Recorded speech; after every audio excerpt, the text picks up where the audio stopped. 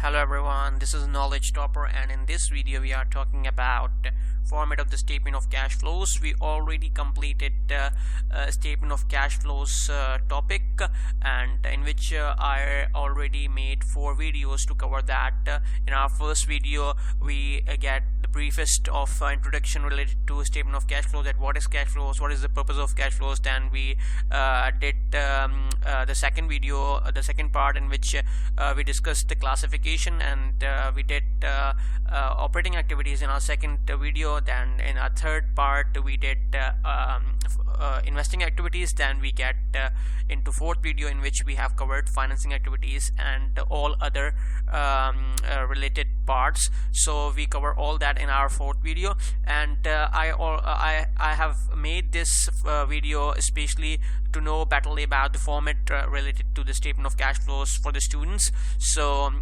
this is the format for you guys, like the best format, and normally we see that indirect method is followed and related to statement of cash flows. So what you need to do is just write the name first, like here it is mentioned like company name, so maybe any name, like company name, maybe it is in like ABC companies. Then you write a statement of cash flows, and period covered, it is already mentioned in your question or whatever requirement you want to write here, like for the year ended 31st December 2019 and so on.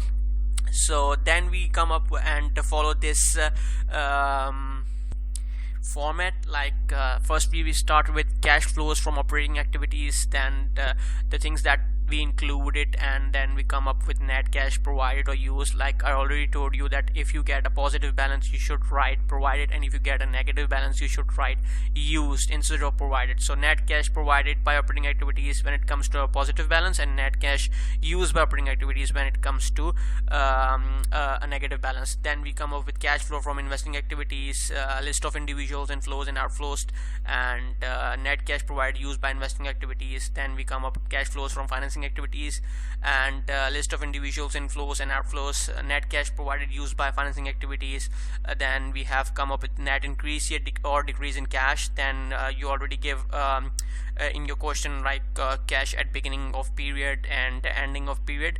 And then you also can write some non-cash investing in financing activities separately, or you can say a list of individual non-cash transactions. So this is the video format. Now come up with the real example. This is how it looks like you start with cash flow from operating activities, then include net income, then you can so on go with that particular format that we already discussed. If you want these kind of discussions, you must watch our all 3 cash flow statement parts that we covered. We already covered this example in our previous videos, so do watch that video. You will come to know easily about cash flow statement. It is a very easy explanation that I did, so do watch that and you will find this cash flow statement so easy. So this is the format that I would like to tell you guys. Thank you so much everyone. It's time to say goodbye bye, and do subscribe our channel if you like this video. Thank you so much everyone.